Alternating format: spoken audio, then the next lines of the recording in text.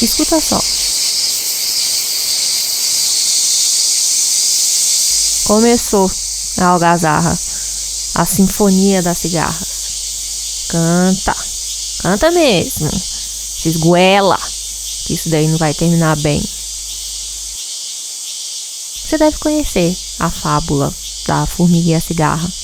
Aquela em que a formiga workaholic se dá bem e a cigarra de humana se dá mal por passar o verão inteiro cantando: eu ando descalço, não preciso de grana e uso colar, minha roupa é estranha, não vou trabalhar, eu sou hippie, não vou trabalhar. Mas aí não tem o que comer quando chega o inverno. Era de Brasília, Esopo, era? Parece até querer se vingar desse som enlouquecedor das cigarras, que toma tudo na estação das chuvas. Penetra no seu crânio feito uma furadeira. Ah, malditas, vocês vão ver só. Eu vou escrever uma história onde vocês se lascam no final. Eu entendo super, eu faria o mesmo. Esopo, na verdade, viveu uns 600 anos antes de Cristo, chegou na Grécia vendido como escravo para um filósofo, e ele ficou muito conhecido por suas historinhas de autoajuda protagonizadas exclusivamente por bichos. Entre elas, essa fábula, muito usada, para ensinar às crianças os perigos de viver como artista, em vez de passar no concurso público, trabalhar igual uma condenada, juntar bastante dinheiro para ter um futuro com estabilidade e conforto. Eu sei que você conhece, mesmo assim eu vou contar. Vou ler aqui a versão da Ruth Rocha. A cigarra passou o verão cantando enquanto a formiga juntava seus grãos. Quando chegou o inverno, a cigarra veio à casa da formiga para pedir que lhe desse o que comer. A formiga então perguntou a ela: "E o que é que você fez durante o verão?" "Durante o verão eu cantei", disse a cigarra. E a formiga respondeu: "Muito bem, pois agora dance." Moral da história: trabalhemos para nos livrarmos do suplício da cigarra e não aturarmos a zombaria das formigas. O problema de histórias curtinhas, assim como bem vimos no episódio sobre a Torre de Babel, é a quantidade de buracos que ela abre para enfiarmos a nossa imaginação. Durante gerações essa história foi contada e recontada por gente do mundo todo, com variações aqui e ali, criando possibilidades de interpretações diferentes, o que talvez seja justamente o que permitiu que a fábula sobrevivesse no imaginário por tanto tempo. Então, como esse episódio continua, vai depender de como você enxerga esse final. Sim, o final você decide.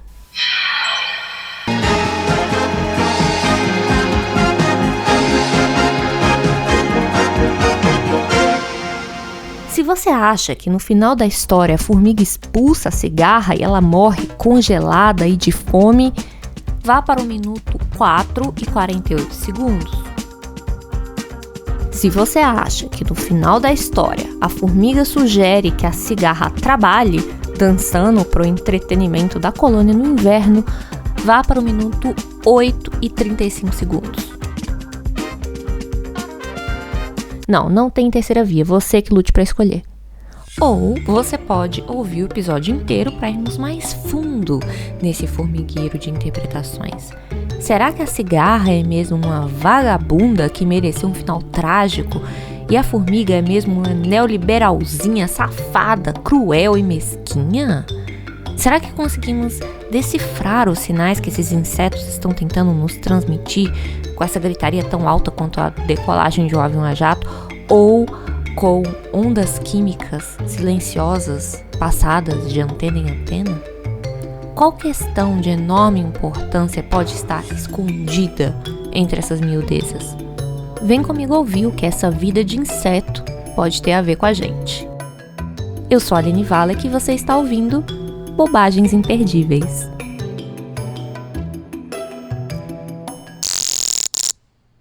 Então, chegamos ao final 1, em que a formiga expulsa a cigarra da colônia e a coitada morre de fome, congelada, em punição por não ter se preparado para o inverno.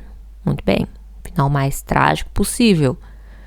Primeiro, permita-me aqui trazer evidências que desmontam esse estereótipo de agentes da vadiagem que as cigarras receberam por conta dessa historinha. Cigarras são trabalhadoras sim, só que elas trabalham caladas por anos e só são reconhecidas pelo breve período em que saem para cantar. As cigarras passam os seus primeiros anos de vida no subsolo. Podem passar até 17 anos nessa fase, quietinhas, debaixo da terra, bichos de profundidade, cavando túneis, comendo as raízes das árvores onde nasceram, recolhidas, trabalhadoras, o oposto da personagem que as fábulas nos ensinaram sobre elas. Depois de todo esse tempo, precisam subir de volta à árvore onde nasceram. Se você é do tamanho de uma cigarra, uma árvore é uma muralha de altura infinita. Imagine o esforço. E ainda, no meio da escalada, precisam trocar de corpo. Elas precisam romper o próprio corpo e deixá-lo para trás, cuidando também de fugir dos predadores pelo caminho. Os troncos ficam cheios de exoesqueletos arrebentados.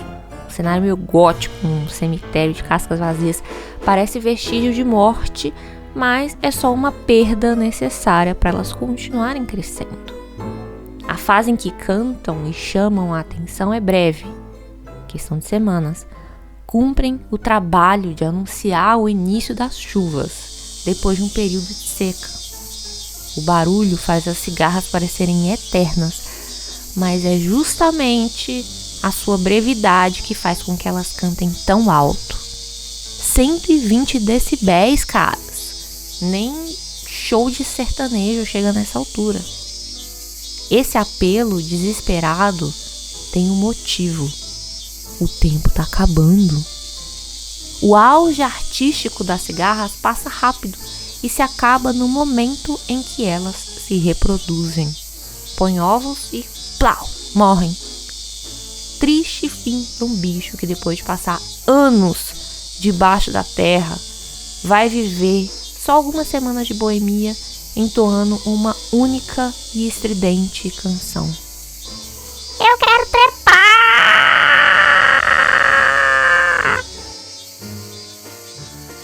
Não é de fome nem de frio que a bichinha morre, é de exaustão. Ela cumpre a sua missão em nome da perpetuação da espécie, depositando os ovos da próxima geração na casca da árvore, pronto, morre. Depois de uma vida inteira no escuro do subsolo e de uns poucos minutos de prazer sob os holofotes, agora dance. Mas a última dança, a dança fatal para a cigarra, é a dança do acasalamento. Se é final trágico que você esperava, a realidade consegue ser ainda mais cruel que a formiga da fábula. Game over. Chegamos ao final 2, que considera que a formiga, na verdade, acolhe a cigarra na colônia. Quando a formiga diz, então dance, ela pode não querer dizer, agora você se lascou, mas sim, literalmente, um pedido para a cigarra dançar. Dance para nos entreter. Não sendo artista, faça desse o seu trabalho para ganhar vida no inverno. Essa é uma leitura que considero fazer artístico como um trabalho. Seguindo o rastro de migalhas dessa interpretação, a polarização entre trabalho e criação artística se dissolve.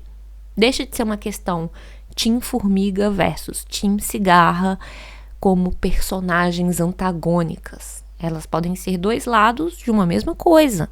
Se você se considera artista, você pode se identificar com esse dilema.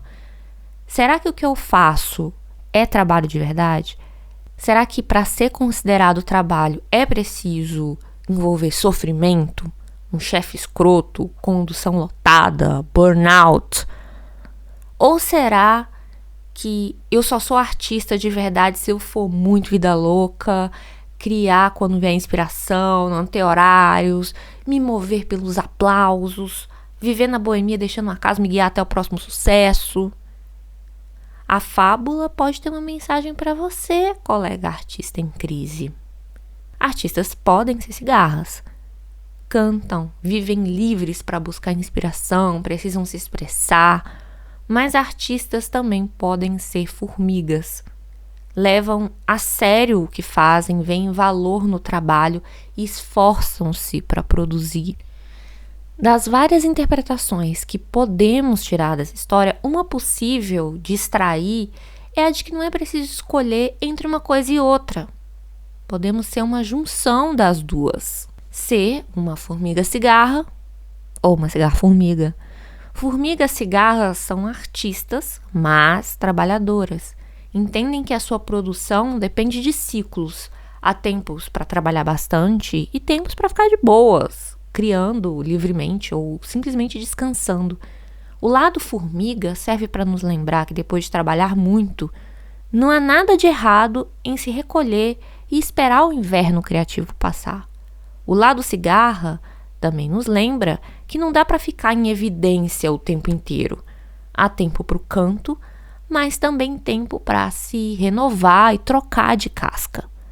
Produzir o tempo inteiro com a mesma intensidade não é possível nem saudável. Artistas também precisam de pausas. Ciclos de produtividade, essa montanha russa de altos e baixos, fazem parte do processo. Ser uma formiga cigarra é entender esses ciclos. É saber que a arte não é só feita nos momentos de trabalho intenso e constante, mas também nos momentos de não fazer nada. E principalmente é acreditar que formigas cigarras podem viver para a arte sem morrerem congeladas no final da história. Tem um outro inseto que pode ensinar muito sobre o trabalho do artista. Conto para você depois do intervalo comercial. Você sabia que esse podcast é financiado pelos ouvintes? São eles que possibilitam que eu continue a fazer esse trabalho da forma que eu acredito, sem intermediários entre você e eu. Essa coisa assim, mais intimista. Se eu posso fazer isso, dedicar tempo para pesquisar, escrever e produzir esse podcast com o cuidado que ele exige, é também graças a quem me apoia. Se as palavras que eu costuro e transformo em sons aqui fazem sentido para você, te inspiram, te ajudam a conhecer coisas novas, fazem luzinhas se acenderem, piscarem em cantos diferentes do seu cérebro, você pode reconhecer essa arte como um trabalho e me apoiar.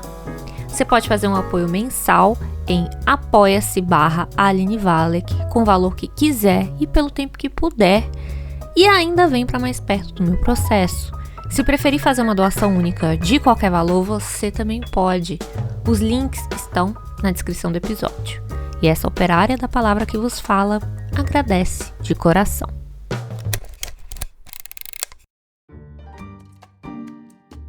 Aranhas são trabalhadoras solitárias. Sozinhas, elas costuram suas teias. Aquelas que constroem teias, claro, porque nem todas têm essa habilidade. É um trabalho criativo. Elas tecem formas complexas e sofisticadas, suspensas no ar, feito mandalas ou labirintos, desenhadas a partir de um único traço. Tiram de suas entranhas o material, aminoácidos proteicos, que, ao entrar em contato com o ar, cristalizam-se na forma de um fio flexível, elástico, resistente. Aranhas precisam ser versáteis com seu talento. Usam a sua teia para capturar a presa, mas também para construir casulos, abrigos, fazer adornos, guardar o alimento, pular de um lugar para o outro. Também precisam aprender a construir teias diferentes, experimentar novos formatos. Afinal, cada captura exige uma estratégia diferente. O resultado do seu trabalho é uma estrutura muito resistente, 5 vezes mais forte que o aço, tão firme que pode se esticar bastante sem se romper. É algo com consistência, firmeza. Mas apenas seu talento para criar algo assim não basta. Acima de tudo, a aranha sabe esperar. Trabalha muito, trabalha sozinha, constrói algo bem firme e, então, espera. Tem paciência. A espera é importante porque quando o trabalho é bem feito, a recompensa vem. A aranha sabe disso e espera. A aranha ensina muito sobre fazer sozinha. Fazer sozinha é cansativo, difícil, mas é nesse processo artesanal que se aprende coisas novas, formas de aperfeiçoar o que a gente já faz e, acima de tudo, aprendemos sobre os nossos limites. Sozinha eu aprendi que preciso de mais tempo para fazer coisas que eu conseguiria mais rapidamente com a ajuda de outras mãos. Mas de nada adiantam 8 braços se não for para focar num trabalho consistente, firme, bem feito. Chegar mais alto é bom, mas não é tudo. Crescer rápido não é tudo. É a consistência desse trabalho que permite que não só possamos crescer, mas permanecer. A aranha sabe disso. E ainda que a sua teia seja desfeita, sua carreira não está acabada. Muito elegante, ela move as suas pernonas para outro canto, onde começa tudo mais uma vez, um dia após o outro, ainda que ninguém esteja olhando para ela.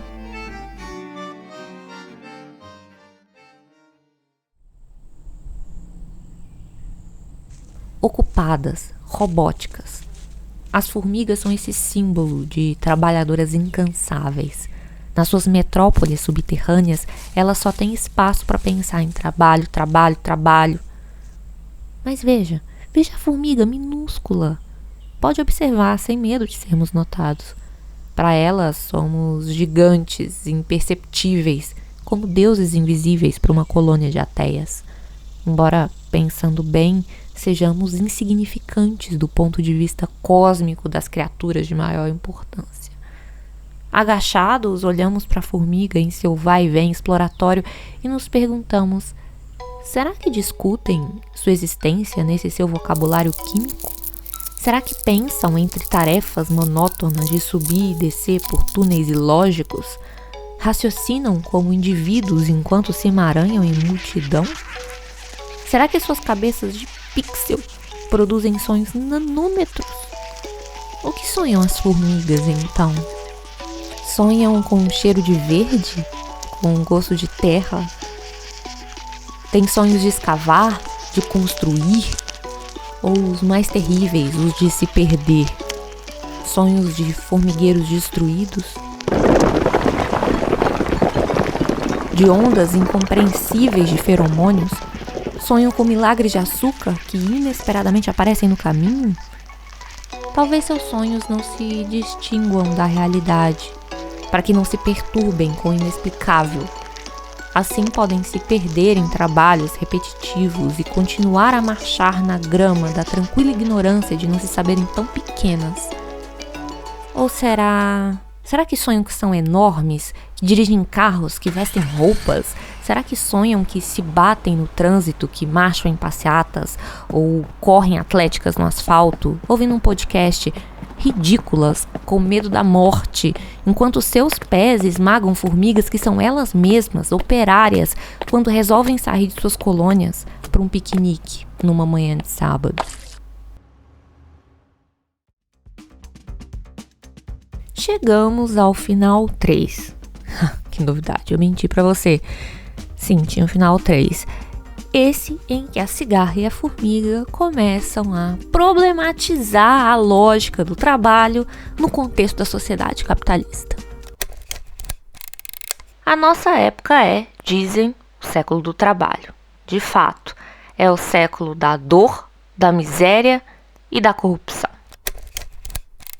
Quem escreveu isso foi Paul Lafargue, jornalista e escritor cubano, socialista, que foi genro de ninguém menos que Karl Marx. Ele escreveu esse texto, O Direito à Preguiça, em 1880. Eu deixei o link para o texto completo na descrição desse episódio. Mas parece até estar falando do século XXI e das jornadas de trabalho que continuam tão ou mais excessivas que as jornadas de 14 horas lá do início da Revolução Industrial. Paul era um utópico. Acreditava que máquinas mais avançadas fariam o trabalho por nós e as pessoas poderiam trabalhar apenas 3 horas por dia. Ele ficaria decepcionadíssimo se desse uma olhadinha uns 200 anos no futuro e visse que sim, temos tecnologias espantosas, inteligência artificial a rodo, mas isso não nos faz trabalhar menos. Pelo contrário, trabalhamos até o ponto do esgotamento. Nosso tempo e energia mental ficaram tão escassos que ouvir áudios e assistir vídeos em velocidade acelerada é uma necessidade para dar conta de tanta coisa ao mesmo tempo. Precisamos continuar produzindo no mesmo ritmo, apesar das perdas, dos surtos, da falta de perspectiva de cenários melhores. Precisamos trabalhar mais porque tudo fica mais caro e nosso dinheiro vale cada vez menos. Não por acaso a vagabundagem é desestimulada, perseguida, marginalizada. O ser humano, em seu estado mais puro, mais natural, com espaço mental para pensar em coisas inúteis, em observar o que parece ser desinteressante, com tempo para se dedicar aos seus desejos, não tem espaço nessa fábula capitalista, onde o nosso papel ideal é de ferramenta de produção ou de consumo. Tudo dá trabalho, até exercitar a preguiça. Precisa marcar na agenda ou associar descanso ao consumo de alguma coisa e dá-lhe maratonar séries e assistir tudo que a indústria do entretenimento produz. Ou então transformar descanso em parte da rotina, que coloca o ócio a serviço da nossa produtividade, para que os momentos de descanso nos ajudem a criar mais e melhor. Será que o trabalho é o problema, como Lafargue sugeriu? Será que se as pessoas não precisassem trabalhar, acabaria esse sofrimento? Ou será que o problema é como o nosso formigueiro está estruturado agora? O trabalho tem sido desvinculado de tanta coisa importante, desvinculado de significado, de satisfação pessoal, do prazer de fazer, até de uma remuneração justa. Não sem razão tanta gente deteste trabalho, ou o trabalhador. Essa ideia de trabalho e prazer como campos opostos talvez seja tão antiga quanto a fábula da formiga e da cigarra. Mas tem um elemento central da história do Esopo que não dá para deixar passar batido.